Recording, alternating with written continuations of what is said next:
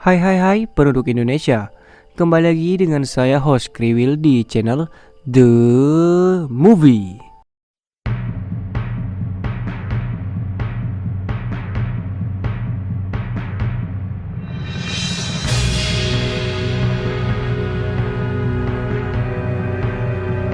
Kali ini Bang Kriwil akan menceritakan alur cerita film yang berjudul Tetap di Posisi Rebahanmu dan Nikmati Hidupmu. Film pun dimulai. Film dimulai dengan menampilkan kisah Sun Wukong beberapa ratus tahun yang lalu ketika ia menerobos Istana Langit dan membuat keributan di sana. Karena perbuatannya, dia diusir dari Istana Surga menggunakan teknik telapak tangan Buddha. Keberadaan Sun Wukong tidak diketahui karena ia jatuh ke bumi dan dipenjara di sana.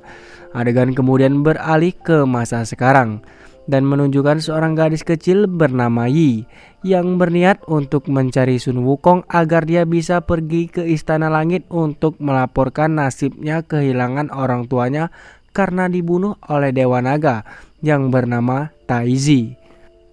Ketika Yi tiba di tempat yang dia yakini sebagai tempat Sun Wukong di penjara, dia bertemu dengan iblis jahat yang ingin memakannya. Dia kemudian melarikan diri tetapi malah jatuh ke dalam lubang. Setan-setan itu akan memakan Yi, tetapi kemudian mereka mendengar suara yang tidak lain adalah suara Sun Wukong. Setan-setan itu justru meremehkan Sun Wukong karena dia ternyata dibelenggu. Setelah itu, dua iblis cebol menyerang Yi lagi, tetapi dia secara tidak sengaja menekan tombol yang melepaskan Sun Wukong.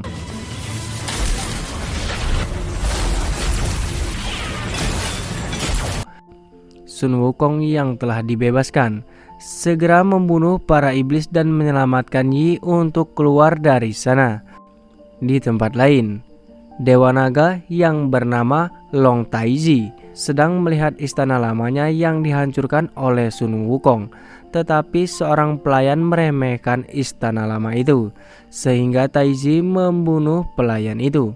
Tidak lama kemudian, Taizi menerima kabar bahwa Sun Wukong telah dibebaskan dari Gunung Fuji, mempersiapkannya untuk melawan Raja Kera. Pada saat yang sama, Sun Wukong berhasil membangunkan Yi dari pingsannya. Dia tampaknya sangat senang telah menemukan Sun Wukong dan memeluk lengannya.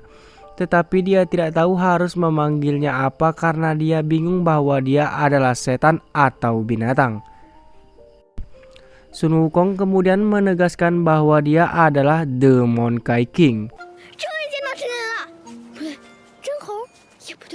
Yi kemudian meminta Sun Wukong untuk membantunya pergi ke Istana Surga karena dia ingin melaporkan Dewa Naga yang telah melakukan kesalahan dengan membunuh orang tuanya. Yi dan Sun Wukong melanjutkan perjalanan dan tiba di sebuah desa setan yang terlihat sepi, karena ternyata setan-setan itu telah dibelenggu dengan kejam oleh dewa penguasa bernama Sang Dai. Pada saat itu, para iblis dibunuh satu persatu karena kesalahan mereka, yang ternyata adalah iblis yang memberontak terhadap para dewa. Sun Wukong tidak tinggal diam dan bergerak untuk melawan dewa Sang Dai. Namun tiba-tiba, pundaknya ditepuk dari belakang oleh seorang yang tak lain adalah kakak Liu. Namun kakaknya hanya membuatnya pingsan. Setelah itu, Sun Wukong dibawa oleh Liu ke kediamannya untuk diberikan beberapa makanan. Liu membeberkan alasan memukul Sun Wukong hingga pingsan agar tidak mati sia-sia di tempat itu. Dia tahu Sun Wukong saat ini tidak memiliki kekuatan, bahkan tongkat emasnya telah disegel di dalam kerajaan laut. Liu terus berusaha menahan Sun Wukong dari perperangan melawan Tuhan, karena di masa lalu dia telah membuat kesalahan besar dengan memberontak di Istana Surga hanya untuk membuktikan bahwa dia adalah raja terbesar di seluruh klan. Sun Wukong melakukan ini agar saudara-saudaranya tidak diremehkan, tetapi tindakannya justru membuat banyak saudaranya terbunuh. Meski begitu, Liu tetap menahan Sun Wukong karena takut akan mengulangi kesalahan yang sama. Namun dia menolak permintaan Liu, sehingga terjadilah baku hantam di antara mereka. Setelah bertarung lama, Sun Wukong akhirnya mengalahkan Liu dan membawa Yi pergi dari tempat itu. Tapi kakak iparnya menghalanginya dan membawa pasukan iblis untuk menghentikannya. Sun Wukong yang pantang menyerah kemudian melawan mereka semua dan berhasil mengalahkan mereka.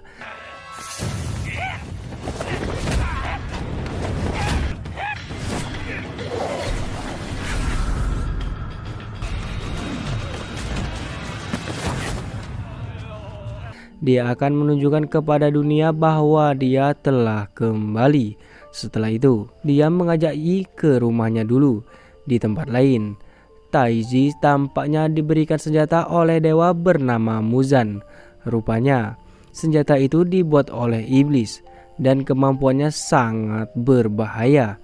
Jika diaktifkan, pengguna senjata dapat mengontrol orang yang terkena kekuatan sihir senjata tersebut. Muzan memberikan senjata itu kepada Taiji agar ia bisa menghentikan Sun Wukong, karena para dewa khawatir Sun Wukong akan kembali kacau balau seperti semula. Taiji menyetujui permintaannya, tetapi Muzan mengingatkannya untuk tidak menangkap Sun Wukong untuk kepentingan pribadinya, karena ini adalah keputusan istana surga. Taiji menolak dan langsung membunuh Muzan. Kemudian memerintahkan anak buahnya untuk menyingkirkan tubuh dewa dan melaporkan bahwa orang yang membunuh Muzan adalah Sun Wukong. Hal ini sengaja dilakukan oleh Taiji agar para dewa datang untuk memburu Sun Wukong. Sementara itu, Sun Wukong akhirnya sampai di rumah lamanya. Dia kemudian membawa Yi ke air terjun yang disebut Kerajaan Laut, tempat tongkat emasnya disegel. Namun saat hendak pergi, mereka berdua dihadang oleh seekor gorila raksasa yang menjadi peliharaannya. Namun, gorila raksasa itu tidak mengenali Sun Wukong karena sudah lama tidak melihatnya. Gorila raksasa itu menyerang Sun Wukong sehingga membuatnya mau tak mau harus melawannya. Namun, Yi berhasil menenangkan gorila raksasa itu dengan memberinya pisang. Setelah itu, mereka berdua melanjutkan perjalanan untuk mengambil tongkat emas Sun Wukong, yang membuat Yi sangat senang karena tempat yang akan mereka kunjungi terlihat sangat indah. Sun Wukong tiba di tempat tongkat emas itu berada dan berkata dengan bangga bahwa hanya dia yang bisa mencabutnya. Namun pada kenyataannya, dia tidak bisa mencabut tongkatnya meskipun dia telah menggunakan seluruh kekuatannya, dan menyebabkan Yi tertawa. Tidak lama kemudian, muncullah Serpent General, penerus Raja Ular yang meninggal ratusan tahun lalu karena pemberontakan Sun Wukong di Istana Langit. Tujuan Jenderal Ular datang ke sana adalah untuk mencegah Sun Wukong mengambil tongkat emasnya atas perintah Taiji, karena Jenderal Ular tampaknya adalah iblis yang bekerja untuk Dewa Naga. Mendengar ini, Sun Wukong terlihat sangat marah dan mereka berdua bertarung dengan sengit. Namun, Sun Wukong tampaknya kesulitan melawan Serpent General karena dia tidak memiliki senjata. Saat menikung Sun Wukong, Serpent General secara tidak sengaja melukai Yi dan membuat darah sucinya melayang ke tongkat emas Sun Wukong sehingga bersinar dan berhasil ditarik keluar dari segelnya. Sun Wukong berhasil mendapatkan kembali tongkat emasnya sehingga dia bisa dengan mudah mengalahkan Jenderal Ular dan membuatnya kabur dari tempat itu. Sun Wukong sangat senang, berterima kasih pada Yi dan berjanji akan membawanya ke Istana Surga. Yi kemudian meminta Sun Wukong untuk tidak membunuh siapapun dan dia akan berusaha memenuhi permintaannya karena dialah yang membebaskannya. Pada saat yang sama, Sang Dai tampaknya telah membunuh iblis yang melakukan kesalahan. Tidak lama kemudian, iblis kecil akan dieksekusi. Liu mencegahnya, tetapi Sang Dai menolak untuk mematuhinya jika dia tidak mendapatkan hadiah yang tepat. Liu memberi Sang Dai sejumlah uang tetapi masih ditolak karena dia ingin iblis lain dieksekusi menggantikan iblis anak-anak. Mendengar hal tersebut, tidak ada satupun setan yang rela berkorban hingga akhirnya Liu mengorbankan dirinya dan rela mati demi setan kecil tersebut. Ketika Liu hendak dieksekusi, Sun Wukong datang dan mengalahkan semua prajurit Sang Dai. Sun Wukong kemudian meminta Sang Dai untuk menghentikan tindakannya. Selain itu, Sun Wukong membuat Tuhan tetap hidup karena dia mengingat pesan dari Yi. Karena kejadian ini, Sun Wukong mendapatkan kembali kepercayaan dari iblis dan mereka berjanji untuk membantunya dalam perjalanan ke istana surga untuk mengatasi semua ketidakadilan. Namun, Sun Wukong tidak akan ditolong oleh saudara Liu karena dia ingin fokus pada keluarganya. Jadi Sun Wukong hanya pergi bersama iblis lainnya. Di tempat yang berbeda, Jenderal Ular datang ke Taiji dan melaporkan kegagalannya untuk mencegah Sun Wukong merebut kembali tongkat emasnya. Hal ini jelas membuat Taiji sangat kecewa. Lalu bertanya mengapa hal itu terjadi. Jenderal Ular menjelaskan bahwa ada seorang gadis kecil yang darahnya bisa membuka segel tongkat emas Sun Wukong. Mendengar hal itu, Taiji kemudian memerintahkan Jenderal Ular untuk menangkap gadis kecil itu karena ingin darah sucinya mengaktifkan senjata ajaib yang diberikan oleh Dewa Muzan. Beberapa waktu kemudian, Sun Wukong mengundang para iblis untuk melawan para pengusaha yang telah bertindak kejam di beberapa desa, dan mereka mengalahkan para pengusaha yang kejam itu. Setelah itu, Sun Wukong dan rekan-rekan iblisnya mengadakan pesta kecil untuk merayakan kemenangan dan kebebasan mereka. Tetapi Jenderal Ular rupanya datang ke tempat itu secara diam-diam untuk menculik Yi. Jenderal Ular berpura-pura menjadi anggota pasukan iblis Sun Wukong saat Yi sendirian karena kesal dengan Sun Wukong yang tidak mau bermain dengannya. Jenderal Ular mendekati Yi dan menawarkan untuk menemaninya. Tetapi ketika dia hendak membawanya, Sun Wukong sudah ada di sana untuk mengundang Yi bermain. Dalam insiden ini, Jenderal Ular gagal lagi. Adegan kemudian beralih menunjukkan Sun Wukong dan Yi menghabiskan waktu bersama. Yi menceritakan tentang hidupnya yang kesepian karena orang tuanya telah dibunuh oleh Dewa Naga. Sun Wukong mencoba menenangkannya dan berkata dia akan segera membawanya ke istana surga. Waktu berlalu, Sun Wukong dan pasukannya berhasil menangkap Sang Dai. Dia awalnya bermaksud membunuh Sang Dai, tetapi langsung melarangnya karena dia tidak ingin melihat Sun Wukong membunuh siapapun. Pada akhirnya, dia terpaksa membebaskan Tuhan. Setelah itu, Sun Wukong dan Yi bertengkar karena insiden itu, dan dia pergi karena dia kesal dengannya. Selama pelariannya, Yi justru bertemu dengan Jenderal Ular yang langsung menculiknya. Sedangkan Sun Wukong sendiri tidak mengetahui bahwa Yi telah diculik. Sementara itu, Sang Dai menghadap Taiji dan melaporkan apa yang terjadi. Mendengar ini, Taiji mengusir dewa dari istananya dan tidak mau berurusan dengannya lagi. Pada saat yang sama, Jenderal Ular datang bersama Yi.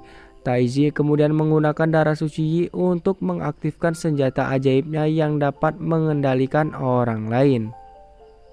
Taiji kemudian menguji senjata ajaib pada salah satu anak buahnya, tetapi pria itu tidak dapat mengendalikan dirinya dan malah menebas lehernya sendiri.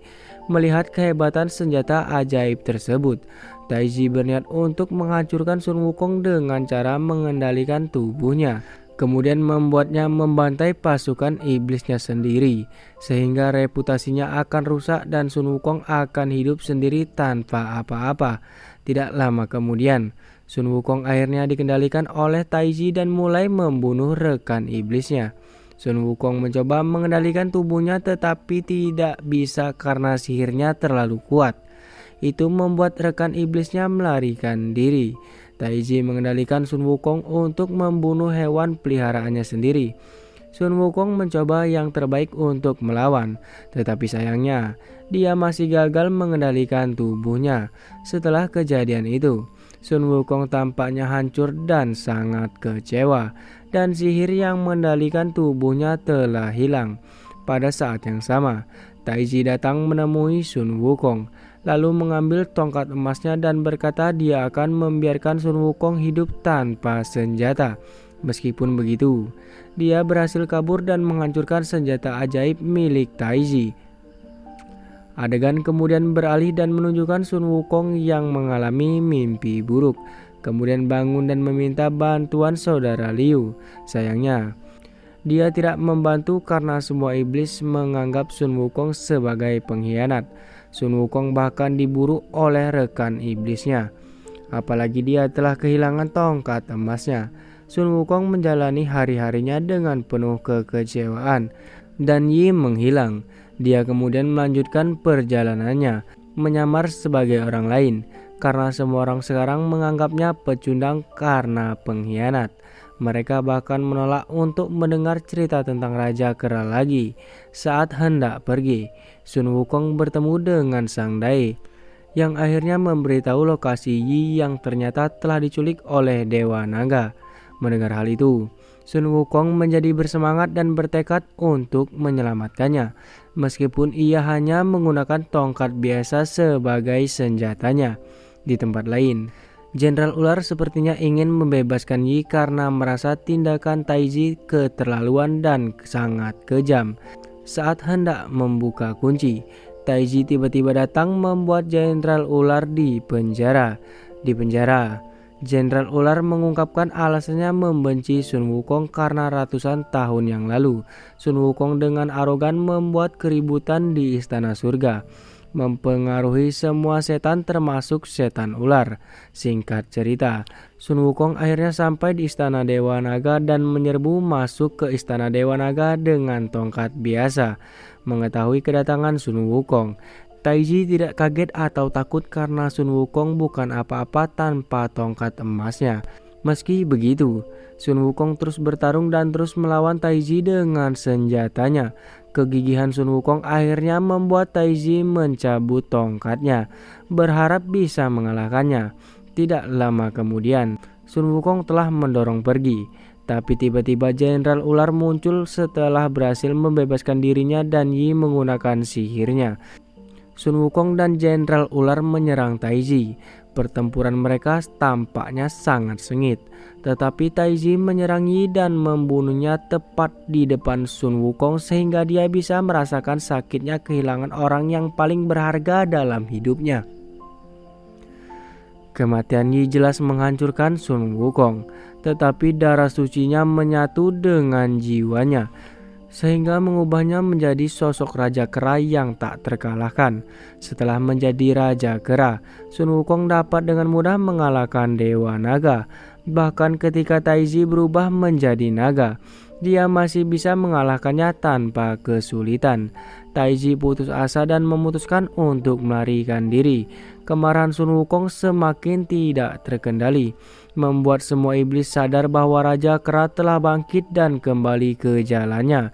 Kekuatan Sun Wukong benar-benar luar biasa.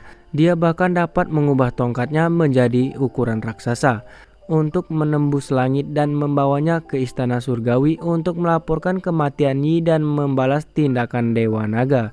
Setelah itu, Sun Wukong melawan Taiji dalam wujud naganya.